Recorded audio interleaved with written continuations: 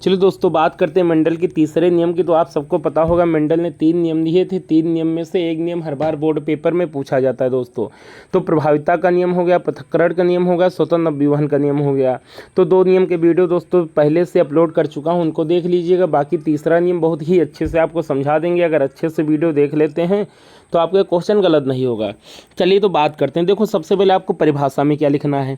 जब 2 लक्षण को एक साथ संकरण कराया जाता है, जब 2 लक्षण को एक साथ संकरण कराया जाता है तो दोनों लक्षणों के जीन युग्मकों में अलग अलग हो जाते हैं और स्वतंत्र रूप से अपना लक्षण प्रदर्शित करते हैं तथा एक लक्षण की वंशागति दूसरे लक्षण की वंशागति को प्रभावित नहीं करती है। दोस्तों इसको ध्यान से लिखेंगे, तथा एक लक्षण की वंशागति दूसरे लक्षण की वंशागति को प्रभावित नहीं करती। यही जो मेंडल के स्वतंत्र अभिवहन का नियम है। अर्थात जो दूसरा लक्षण स्वतंत्र रूप से हो जाता है, एक की वंशागति दूसरे लक्षण की वंशागति को प्रभावित नहीं करती। अब चलो आगे देख लेते हैं नियम। देखो, मेंडल का जो ये नियम था द्विसंकर संकरण पे आधारित था। अर्थात इसमें पौधों के 2 जोड़ी ले रहे हैं। जीन कितने ले रहे हैं? जो कारक हैं डबल। एक तो गोल पीले बीज हो गए, इधर झुर्रीदार हरे हो गए। तो ये वाला जो इधर वाला है प्रभावी लक्षण हो गया, इधर वाला क्या है? अप्रभावी लक्षण है। अब इसमें सबसे पहले देखो अर्धसूत्री विभाजन करा दिए। अर्धसूत्री मतलब एक आर कैपिटल आर ले लिए, एक कैपिटल वाई ले लिए, इधर एक स्मॉल आर ले लिए, एक स्मॉल वाई ले लिए। अब दोस्तों ध्यान से देखेंगे आगे। इतना लेने के बाद इसमें क्या करा दिए? क्रॉस आर का आर से कराया, कैपिटल आर स्मॉल आर हो गया, कैपिटल वाई का स्मॉल वाई से कराया, कैपिटल वाई स्मॉल वाई हो गया। तो ये हो गए आपके जनक। ये कौन थे? ऊपर वाले कौन थे दोस्तों? ये हो गए आपके जनक। ये आपके क्या है? जनक हैं। और ये वाली जनक की जब क्रॉस कराएंगे तो जो पीढ़ी आएगी उससे क्या बोलेंगे? F1 पीढ़ी। क्या बोलेंगे? F1 पीढ़ी। फिर F1 पीढ़ी में जो पौधे प्राप्त हुए थे ये वाले capital R small R capital Y small Y, इसमें करा दिए स्वपरागण करा दिए। क्या करा दिए? स्वपरागण करा दिए। अब स्वपरागण कराने के बाद 4 प्रकार के पौधे हमें प्राप्त हुए हैं। देखो, capital R capital Y, capital R small Y, small R small Y, small R capital Y, और क्या है? Small R small Y. अब देखो, एक बार तो ये पुन्नेट नामक वैज्ञानिक ने इसको आखेट के माध्यम से समझाया है।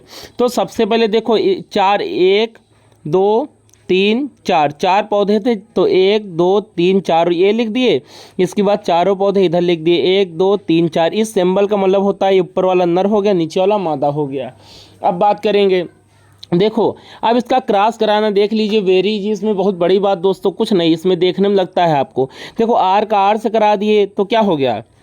आर आर हो गया। अब कैपिटल वाई का कैपिटल वाई से करा दिए, वाई वाई हो गया। इसका ये इस वाले का इस वाले से करा दिए। देखो, फिर ऐसे करा देंगे। क्या? आर का आर से करा दिए, इस वाले आर का, एक मिनट, इस वाले आर का इस वाले आर से करा दिए तो आर आर हो गया। और इस वाले कैपिटल वाई का स्मॉल वाई से करा दिए तो कैपिटल वाई स्मॉल वाई हो गई। तो ये तो अब करा लेंगे, इसमें कोई दिक्कत नहीं। देखो, जिससे आखिरी वाला था ये भी देख लो। देखो, आर ये है स्मॉल आर, ये स्मॉल आर, तो यहाँ पे स्मॉल आर हो गया। ये स्मॉल वाई है, ये स्मॉल वाई है, तो यहाँ स्मॉल वाई हो गई। अब देखो, जीनोटाइप फिनोटाइप क्या होता है। तो मेंडल ने जो शब्दावली दी थी उसमें जीनोटाइप की परिभाषा बताई थी कि जो जीव जंतु या पेड़ पौधे होते हैं उसकी जीनी संरचना में परिवर्तन को जीनोटाइप कहते हैं, और पौधे कैसे दिखते हैं जो बाह्य लक्षण होते हैं उसे फिनोटाइप बोलते हैं। तो देखो ये आया कैसे। तो मेंडल ने बताया कि जो उन्होंने नियम दिया था उसमें कैपिटल आर और कैपिटल वाई ऐसे सिर्फ इनके आखेट में एक ही पौधा है।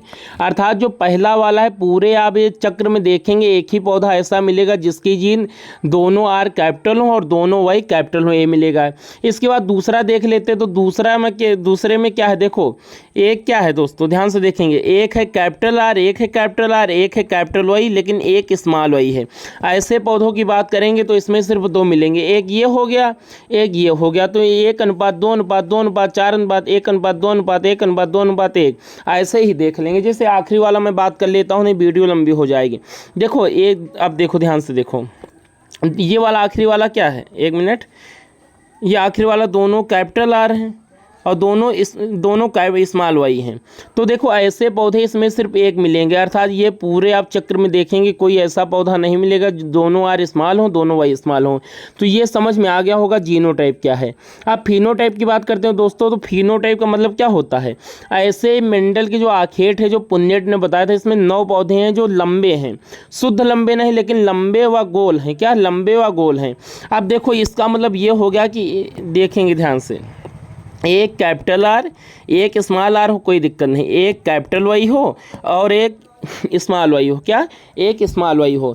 तो ऐसे इसमें 9 पौधे मिलेंगे। कैसे पौधे मिलेंगे? 9 पौधे मिलेंगे जो संकर लंबे होंगे, जरूरी नहीं शुद्ध लंबे हो। एक आपको कैपिटल आर मिल जाएगा, एक कैपिटल वाई मिल जाएगा, तो ऐसे 9 पौधे होंगे। तो दोस्तों एग्जाम में बताने की आवश्यकता नहीं, आपको बता दिए जानने के लिए। बाकी आप जीनोटाइप फिनोटाइप याद कर लेंगे और ये याद कर लेंगे। तो दोस्तों वीडियो अच्छा लगा हो तो चैनल को सब्सक्राइब करिए, वीडियो को लाइक करिए। जय हिंद।